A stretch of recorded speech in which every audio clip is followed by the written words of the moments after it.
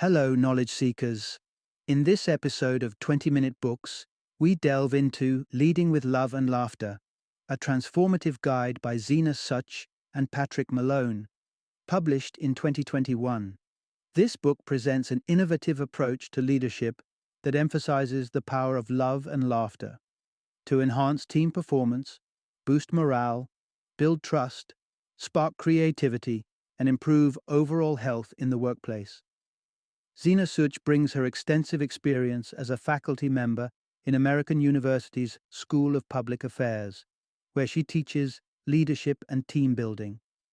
Her co-author, Patrick Malone, also deeply rooted in leadership education at American University, brings a wealth of experience from his years in healthcare and the Navy, ensuring that the insights in this book are grounded in real-world leadership challenges. Leading with Love and Laughter is ideal for leaders who wish to infuse their leadership style with empathy and humor, laughter lovers who aim to integrate joy into their professional environments, and managers seeking innovative strategies to enhance team dynamics and performance. Join us as we explore how adopting a leadership style filled with compassion and humor can not only transform your leadership, but also the productivity and satisfaction of your team.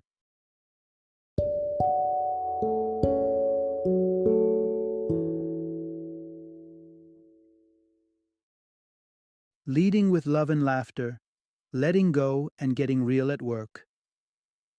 Introduction. Leading with Heart and Humor. Mastering the Art of Leadership Through Love and Laughter. In today's fast-paced and often rigid business environment, discussions of love and emotional connections might seem out of place. Yet, harnessing these very human elements can transform leadership styles and workplace dynamics in powerful ways. Leading with Love and Laughter introduces this transformative concept that brings the ethos of love, usually reserved for personal relationships, into the sphere of professional leadership. The book proposes that love in leadership doesn't mean romantic entanglements or favoritism, but refers to a genuine concern and care for team members. This kind of love is compared with our everyday expressions of love like those for our family or even our favorite hobbies. However, in leadership, this love is channeled as respect, empathy, and a commitment to the well-being of others. You will explore the most vital type of love a leader can offer: unconditional, positive regard. This doesn't imply a lack of accountability or ignoring mistakes. Instead, it's about fostering an environment where employees feel valued and understood, regardless of the circumstances, which in turn boosts morale and productivity. The narrative also highlights three essential elements to effectively demonstrate love in leadership: transparency, supportiveness, and empowerment. Leaders who embody these qualities ensure that their teams are not just functional, but also harmonious and invested in their common goals. Moreover, the power of laughter is celebrated as a crucial component of a loving leadership style. Laughter brings lightness and joy to the workplace, relieving stress and fostering a positive culture where teammates feel more connected and supported. By integrating sincere care and moments of joy in leadership practices, you can not only enhance team performance but also cultivate a more fulfilling and enjoyable workplace for everyone involved. This approach not only redefines what it means to be a leader, but also encourages a more cohesive and supportive environment. Part 1. Why love is the cornerstone of exceptional leadership. Oftentimes, the concept of love is reserved for personal relationships and kept at a distance from the professional domain. But what if integrating love into leadership could transform organizational success and create environments where people thrive? The idea that great leadership requires love is not commonly embraced in the boardrooms or strategy meetings, yet it's a powerful catalyst for enhancing leadership efficacy. As noted by leadership expert Mike Myatt in a 2012 Forbes article, where there is a failure in leadership, there is often a noticeable absence, mishandling, or misplacement of love. This suggests that not only is love compatible with leadership, but perhaps essential for it. Leadership is inherently complex, and navigating it requires a level of comfort with ambiguity and the unpredictable. Traditional leadership often leans towards the known, structured processes and predictability. This approach may offer control and short-term results, but misses out on the deeper, more connective tissue that love brings to leadership. A lack of emotional engagement can lead to underperformance, evidenced by the correlation between employee engagement, wellness, and the presence of love in the workplace. Digging into the nature of love, we find that the ancient Greeks had profound insights, categorizing love into several types such as eros, romantic love, storge, familial love, and philia, friendship love. But for leaders, the most crucial form of love is philautia, or self-love. This isn't a vanity-driven concept, but a foundational self-respect and self-compassion that empowers leaders to act with confidence and openness. By fostering philautia, leaders can engage with themselves and their team members in a manner marked by genuine care and understanding. Further highlighting the importance of love in leadership, research by Dr. Fiona Beddoes-Jones reveals a significant void in the workplace, with 65% of professionals feeling a lack of love in their organizational culture. Yet, 95% of these professionals admitted they would exert greater effort in their roles if they felt authentically valued and cared for by their organization. This underscores a profound connection between workplace love and enhanced performance. Love in a leadership context is characterized by kindness, compassion, and genuine care. For leaders aiming to foster a thriving, motivated team, understanding how to integrate these elements into daily interactions and organizational culture is crucial. Training leaders in these emotional aspects isn't just beneficial, it's a strategic imperative for modern organizations seeking to excel and retain top talent. In conclusion, embracing love within leadership is not about blurring professional lines, but about enriching the leadership approach to encourage a more motivated, engaged, and fulfilled team. Love, it turns out, is not just a personal affair, but a professional advantage. Part 2. Empathy at the helm. How compassionate leaders transform organizations. Leaders endowed with love are a formidable force. They vary in backgrounds and manage organizations of all sizes across various industries. Some struggle against fiscal challenges and resource constraints, while others might operate in abundance. Yet, their common thread is the profound impact they wield through leadership rooted in genuine affection and care. These leaders champion philautia, the art of self-love that fosters self-acceptance and bravery in both personal and professional spheres. Additionally, they exemplify philia, the love found in friendships characterized by equality, mutual respect, growth, and trust. By embodying these values, they cultivate workplaces that naturally radiate compassion and empathy, because they themselves are embodiments of these virtues. Their leadership stems from a place of heartfelt sincerity. The core insight here: leaders who lead with love not only build successful teams, but they also transform lives. Take the story of Arthur T. DeMoulis, CEO of MarketBasket, as a poignant example of love-led leadership. Arthur, a familial successor in the business, prioritized employee welfare over financial gains, maintaining generous wages and ensuring customer affordability. His approach wasn't just good ethics, it was good business, driving revenue growth from $3 million to over $4 million annually. More so, his personal engagement with employees earned him their deep respect and loyalty. He wasn't just their boss. To many, he was like family, present at their most significant life events. However, Arthur's journey faced a steep challenge when he was dismissed due to internal family disputes. This action sparked a massive outcry from the MarketBasket community. Senior managers resigned in solidarity, employees organized protests, and customer loyalty waned, manifesting through widespread boycotts and rallies. The community's fierce loyalty to Arthur underscored the strong bonds forged through his compassionate leadership. The situation escalated until state governors and numerous mayors intervened, ultimately leading to Arthur's reinstatement. His first act back in leadership? reinforcing his commitment to his team and ensuring the business regained its familiar rhythm.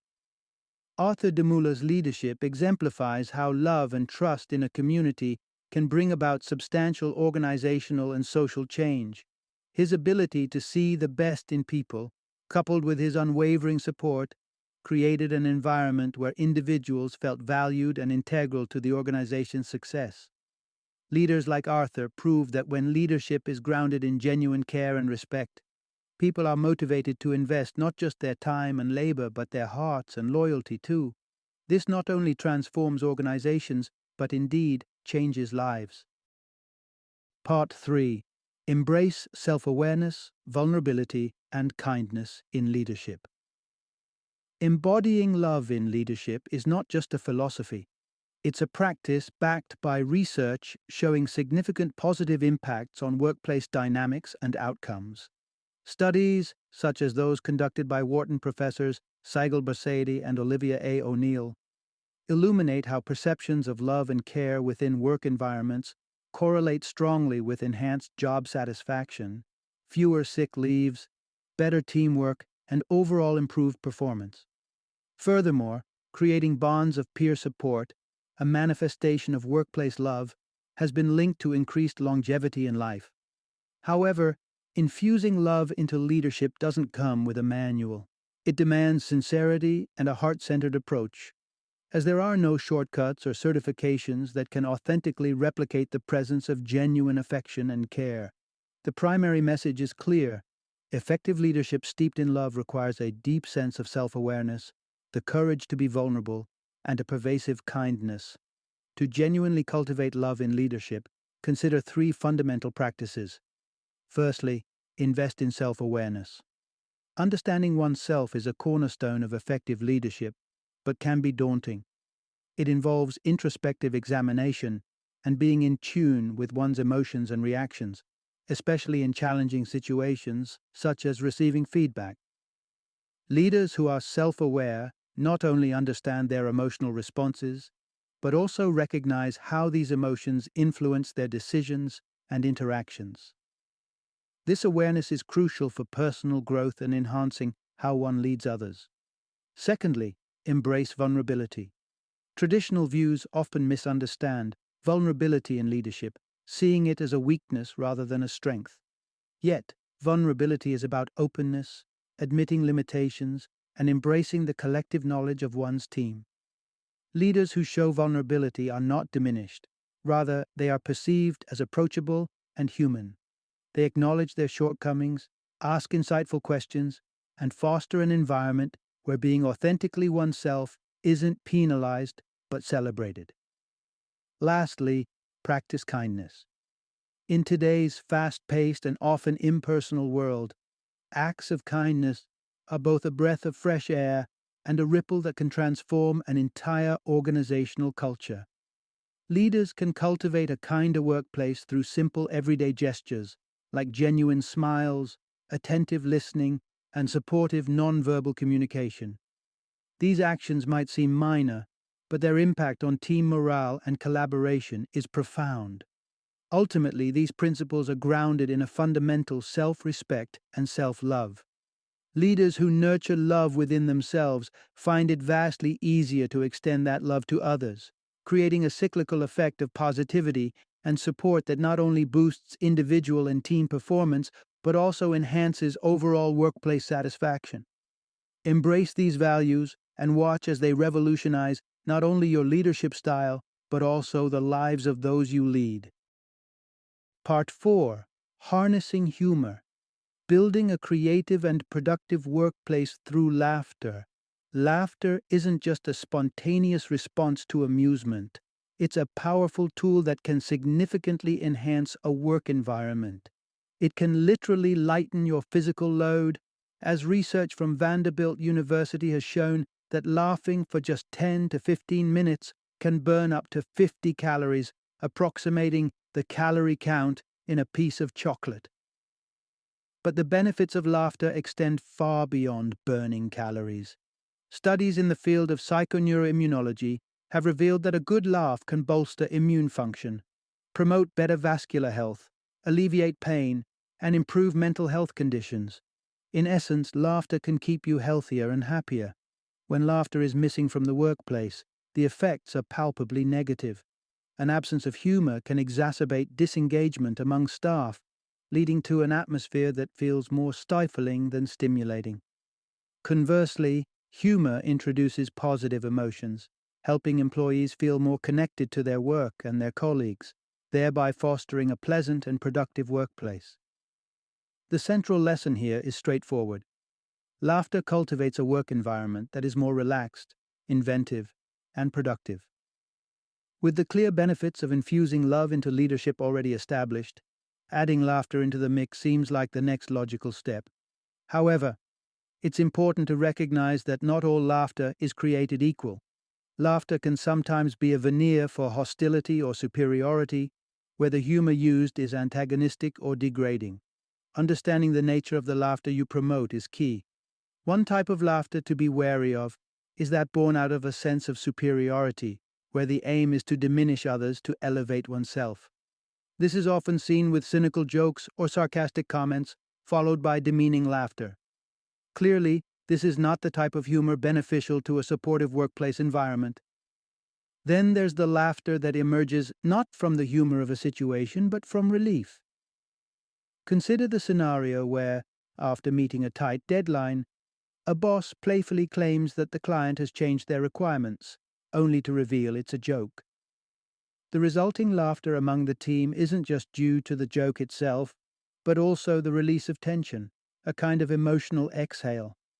Lastly, there's incongruity-based laughter, which occurs when reality defies expectations in a humorous way.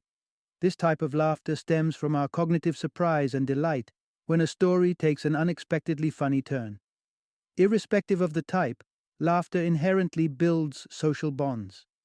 It is a universal human experience, transcending cultures and even species. With such extensive reach and profound impacts, integrating thoughtful and respectful humor into leadership not only creates a more agreeable work environment, but also strengthens team cohesion and collective creativity. Why not leverage the power of laughter to transform leadership into an even more effective tool for fostering a thriving workplace? Part 5. Injecting Spontaneous Humor. The Power of Light-Hearted Moments in the Workplace. Imagine starting your workday with laughter, one that comes from a genuine, unexpected source of humor. In March 2020, the team at the non-profit People for the American Way experienced just this during a routine Zoom meeting. To their surprise and delight, their political director, Lizette Ocampo, appeared on screen accidentally transformed into a potato by a stuck video filter. Despite efforts to revert to her regular appearance, Ocampo embraced the moment, conducting the meeting as the now famous potato boss, her eyes, or rather the potato's eyes, darting in humorous frustration. This memorable moment underscores the key message. Consistent opportunities exist to incorporate heartfelt humor into daily work life. The incident not only went viral on social media, accumulating over 45 million likes, but also cemented Ocampo's reputation as a leader who balances high professional standards with genuine fun. Her ability to handle the situation with grace and humor did wonders for team morale. She became not just a leader, but a relatable individual who could inspire joy even in challenging times.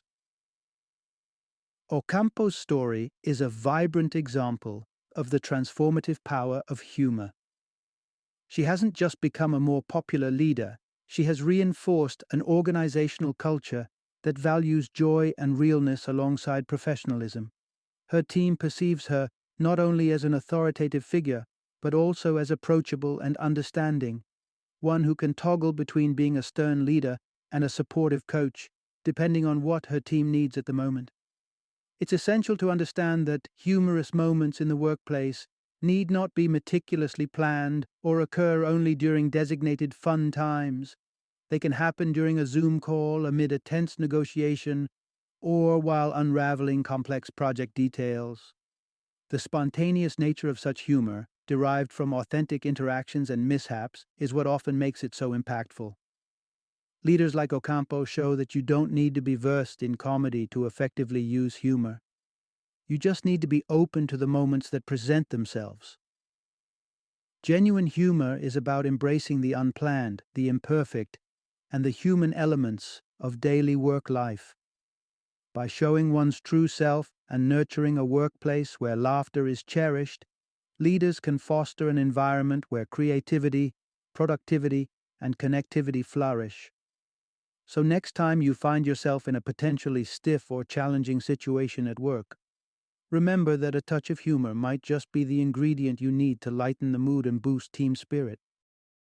Part 6. Unlocking the Power of Humor, the Professional Advantages of Laughter. The potential of humor to transform a work environment is widely recognized in both academic and applied settings. Research findings from the Journal of Managerial Psychology in 2012 revealed that humor in the workplace leads to better performance, enhanced satisfaction among employees, more cohesive work groups, and overall improved health. Another profound benefit includes a reduction in employee burnout and stress. Moreover, a 2017 study from the Journal of Personality and Social Psychology highlighted that skillfully executed humor can elevate one's perceived competence and confidence, consequently raising their organizational stature. Beyond these studies, practical experiments reflect these findings too. For instance, a study by the University of Bristol noted that employees who watched comedy shows demonstrated up to 10% improvement in productivity. These insights collectively underscore the core message. Appropriate humor in the workplace is not just beneficial but transformative. Integrating humor isn't about cracking jokes at random or attempting to be a stand-up comedian. Rather, it's about authenticity and spontaneity, allowing humor to arise naturally from daily interactions and situations. However, while embracing humor, there are several principles to consider. Firstly, step outside your comfort zone. True humor requires a bit of bravery to speak your mind, engage with your feelings, and occasionally lighten the serious tone of professional settings. View your role through a lens of joy and creativity, and allow yourself the leeway to laugh and have fun. Secondly, cultivate humility. Contrary to some perceptions, humility in leadership doesn't denote weakness, but a balanced self-view that acknowledges one's limitations without undermining self-confidence. Research in the Journal of Management has shown that humility in leaders is linked to better team performance, enhanced creativity, and superior decision-making. Thirdly, empathy is crucial when utilizing humor. It is essential to gauge the emotional tone of your environment and ensure that your humor uplifts rather than alienates. Understanding and connecting with your colleagues' feelings can guide you on when it's appropriate to share a laugh or a humorous remark. However, caution is paramount. Humor can backfire if not handled sensitively. In his book, Humor That Works, Andrew Tarvin warns against humor that disparages, divides, or distracts. Crude jokes, insensitivity masked as jest, or over-the-top antics can damage professional credibility and workplace harmony. In conclusion, while embracing humor in the workplace, always aim for it to be inclusive, considerate, and, above all, respectful. When executed thoughtfully, humor not only enhances workplace culture and productivity, but also contributes to a more engaged and connected team. Final summary. The essential takeaway from this discussion is clear. Incorporating love and laughter into leadership practices isn't just beneficial, it's transformative. While the concepts of love and laughter may not traditionally align with leadership, combining these elements fosters a more cohesive, communicative, and efficient team environment. Employees in such atmospheres tend to exhibit lower turnover rates and benefit from significant health advantages. By genuinely caring for your team and intentionally integrating humor into daily interactions, you can significantly enhance your effectiveness as a leader. Love motivates teams, builds trust, and promotes an atmosphere of mutual respect and support. On the other hand, laughter not only relieves stress but also encourages creativity, improving problem-solving abilities and overall workplace morale. Therefore, for any leader aiming to elevate their leadership style and deepen their impact, focusing on cultivating a loving and light-hearted environment isn't just a nice to have, it's a strategic imperative that yields substantial organizational benefits.